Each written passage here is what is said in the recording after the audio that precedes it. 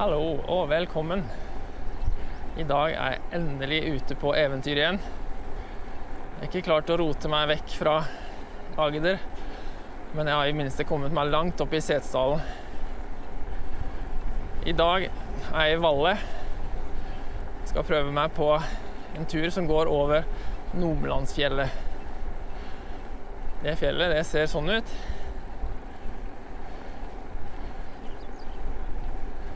Oppå der skal vi se om det er mulig å sykle. Jeg aner ingenting om turen.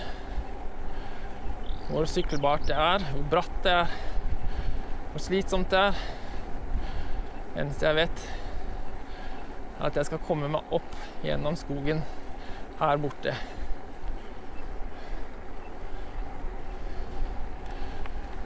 Satser på at det blir en gøy tur. Uansett gøy å komme seg ut på eventyr igjen.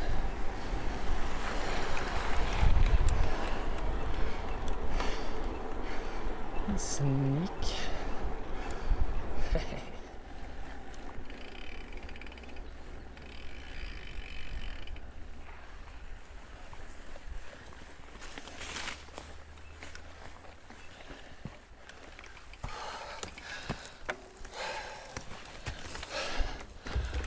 La la.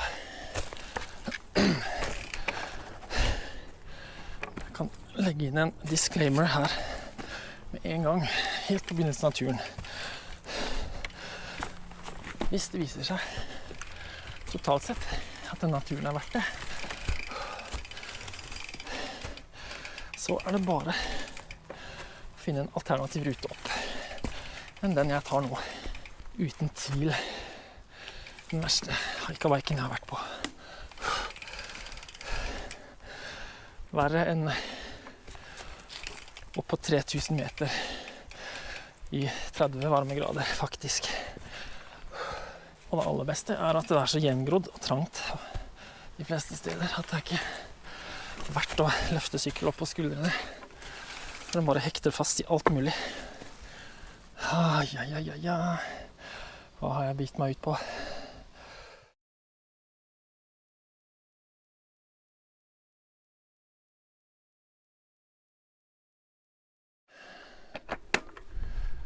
Ok.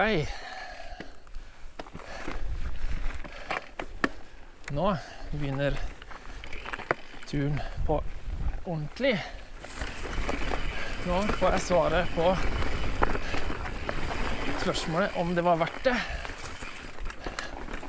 Var det verdt å torturere seg opp den der drøyt, bratte og gjengrodde stien? Og utsikt. Se på det her. Kommer vi til toppen av de lett gjenkjennelige fjellene over Valle.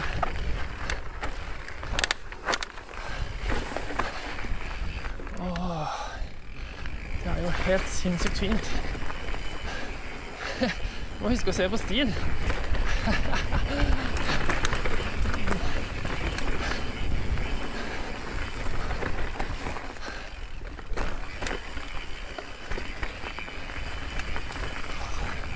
Det var jo helt fantastisk.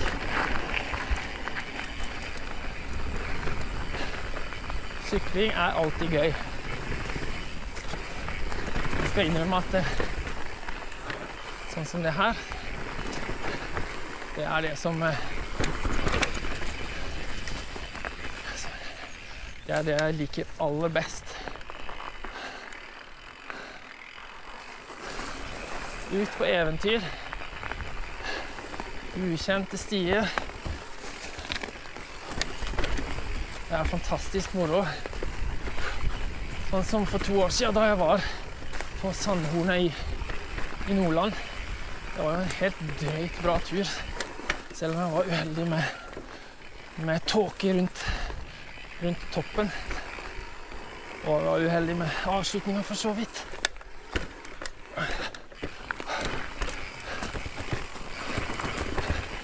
Men det er jo det her som er moro.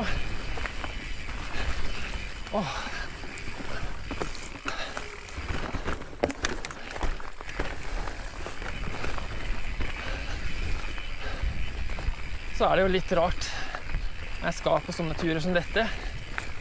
På veien bort. Og som i dag så har jeg kjørt i drøyt 2 timer. Så gruer jeg meg litt. Så gleder jeg meg litt. Det er en veldig fascinerende mental reise. Man gruer seg litt fordi at man vet ikke hvordan det blir. Blir det bra? Blir det dårlig? Orker jeg det? Er det umulig?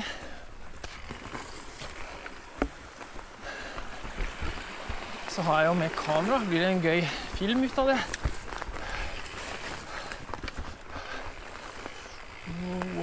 Wow. Oi.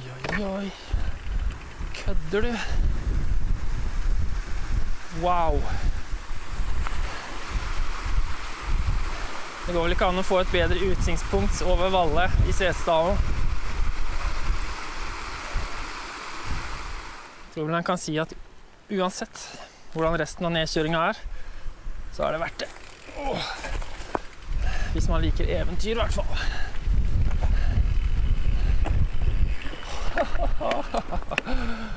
Oi.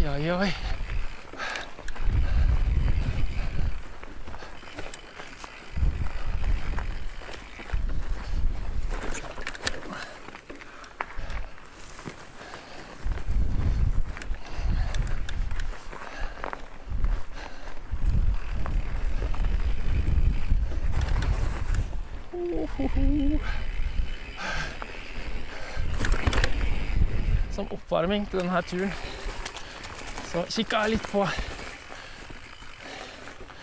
en YouTube-film av Trail Rider i går kveld. Det er en skotte som sykler rundt på alle fjellene i Skottland. Litt inspirasjon, kan man si. Oi, se på det her.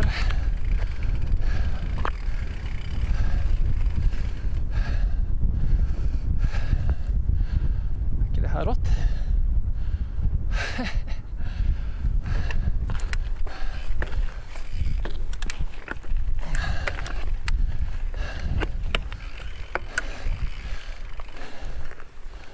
Fjellene i Skottland er nå ikke like spektakulær og høy som i Norge, men tilsynelatende i hvert fall så er det mer tilrettelagt for å ferdes der. Veldig mange av de stiene det går an å sykle på. Så Skottland står definitivt på lista over plasser man skal en gang, en vakker dag.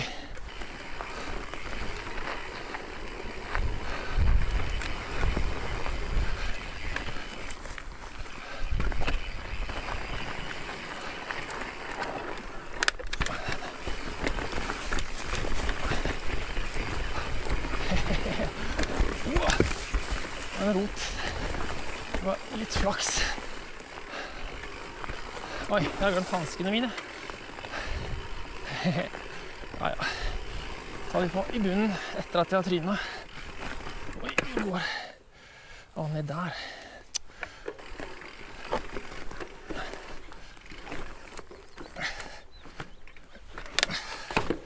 Nei. Det er mulig. Ja.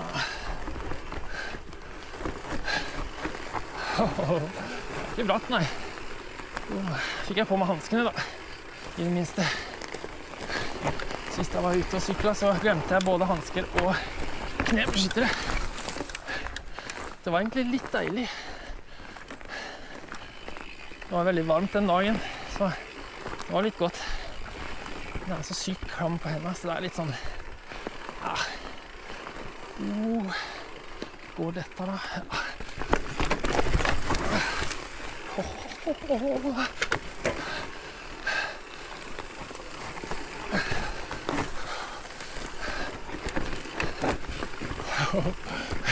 Det er bra. Veldig, veldig bratt. Ok, nå er jeg litt imponert over meg selv på den der. Det var helt i grenseland for hva jeg tør.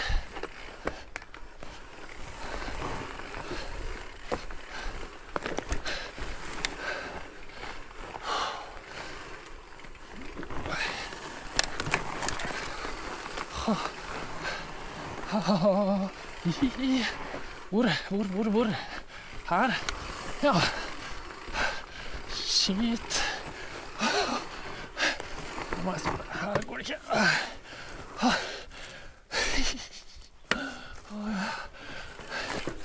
Nei.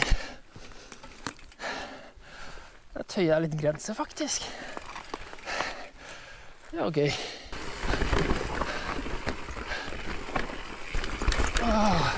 Å, fytti grisen, så moro. I hvert fall når man klarer det. Helt siden første gangen jeg kjørte gjennom Valle. På den veien der nede. Da jeg var vel sannsynligvis ganske liten. Så har jeg drømt om å ake, stå på ski, rulle, sykle ned den her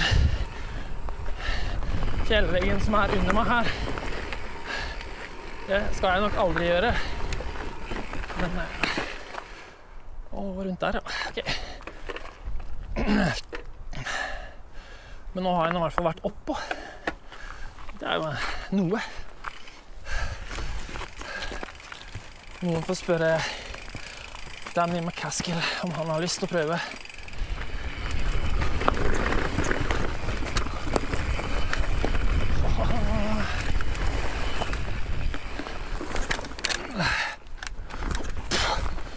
Det gikk. Jeg tror det er alt for tungt gir.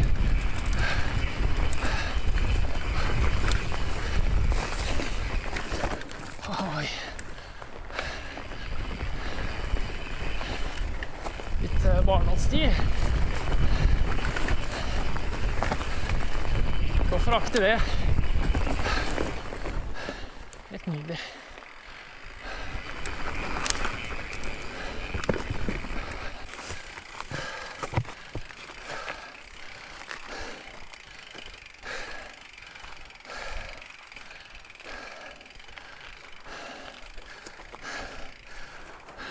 Veldig spent på den siste biten her.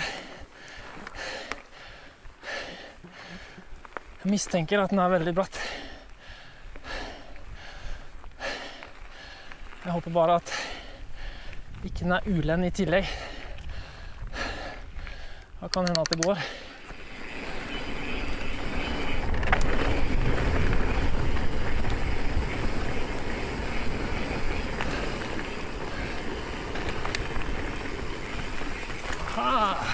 Ikke noe gærent så langt.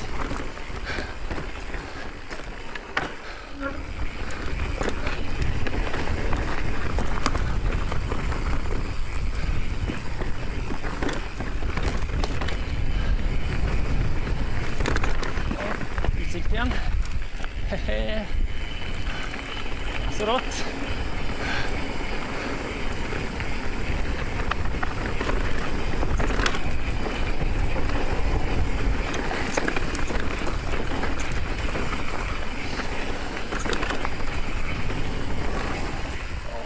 Igjen. Og ned igjen.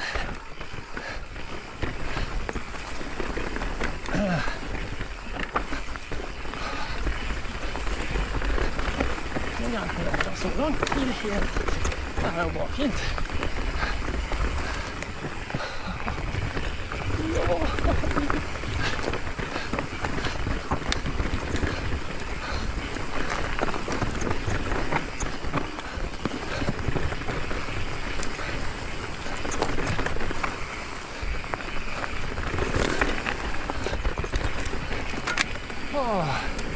Så fantastisk. Ja,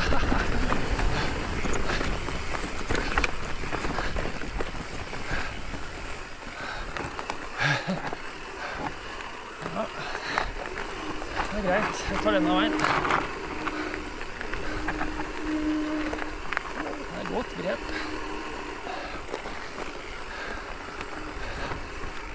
Apropos grep, så har jeg jo forresten fått ny bakdemper siden sist tur. Jeg fant en ny brukt coildemper, Marzocchi.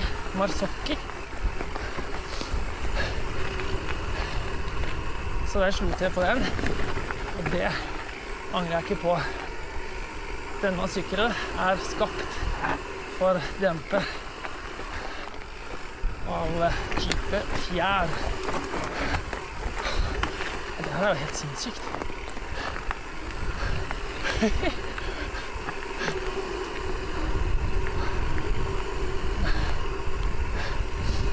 Så jeg har fått noen få turer med den fjærdemperen, og det er helt utrolig mye bedre.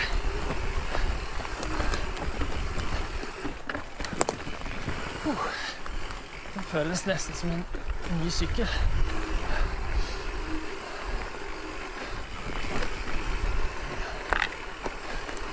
Den her, når det blir skikkelig røft, så står den imot. Så er den rett og slett bare mye plushere. Absorberer bedre, og den gjør absolutt sånn at bakdekket holder seg mer på bakken.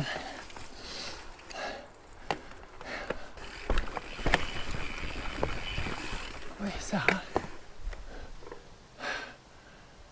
Den dagen den sklir, da vil ikke jeg stå under. Oi. Det var et tafatt forsøk på nose pivot. Den har kjørt seg i dag, den her farebremsa.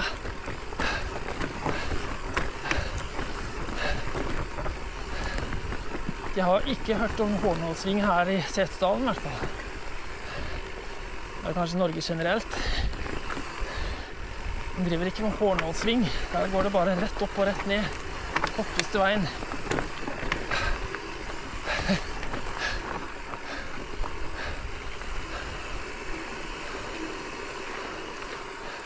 Og litt røtter nederst til å ta meg imot. Så tørt i dag, dette har ikke noe ting å si.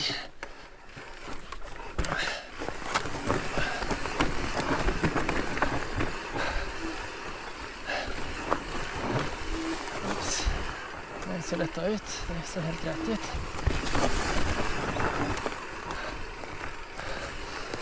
Ja. Det er jo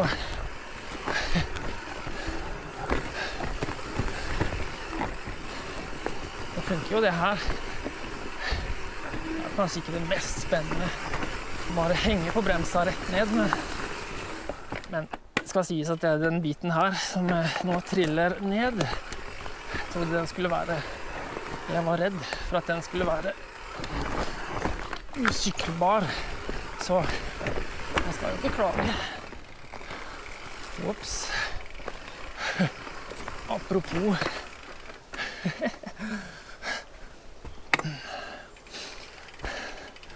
Denne biten skal jeg ikke prøve på. Nei, sykling altså. Man får det ikke bedre. En søndag på sykkel.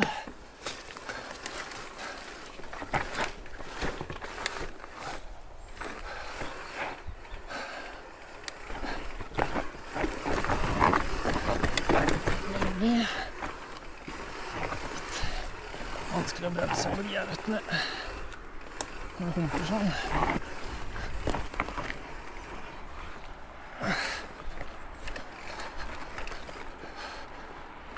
Nei, herfra kan det kanskje se ut til å bli litt verre å sykle.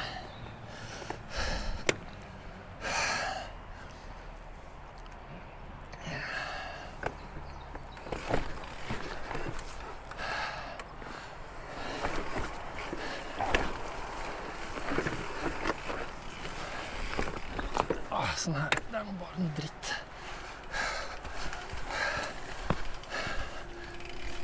ikke verdt å prøve på, synes jeg. Jeg har ikke så mye å bevise. Jeg er ikke akkurat verdensmester som trenger å vise at jeg er verdensmester.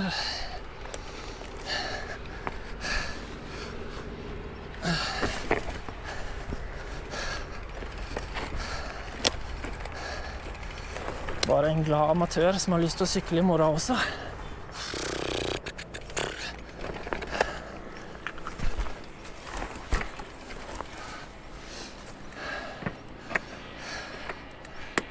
Her hadde jeg ikke skadd med flatpedaler, men...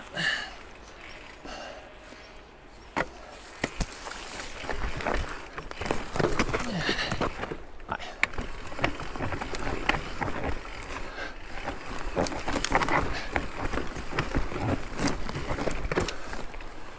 Hvor går stien egentlig? Drit å dra. Gi meg igjen. Gi meg for x antall gang. Se da, de siste 50 meterne går an å sykle, kanskje. Nei, det siste henget her, det var litt for ulendt, litt for farlig, litt for utvasket.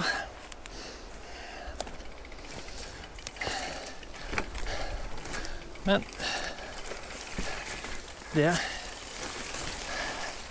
forhindrer ikke denne turen fra å være helt fantastisk. Og der syklet jeg. Det er faktisk ganske rått. Jeg er så glad for at jeg endelig klarte å få tatt denne turen.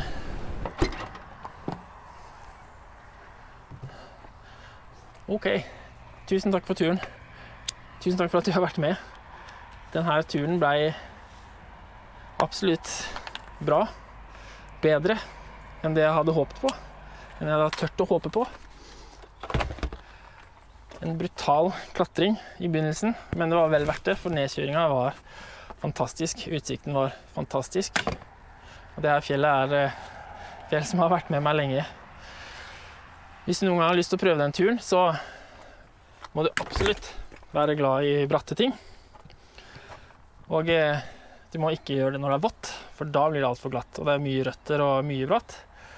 Men det er absolutt verdt en tur, så anbefales på det sterkeste. Men absolutt ikke for alle. Tusen takk igjen for at du var med, så ses vi neste gang. Ha det!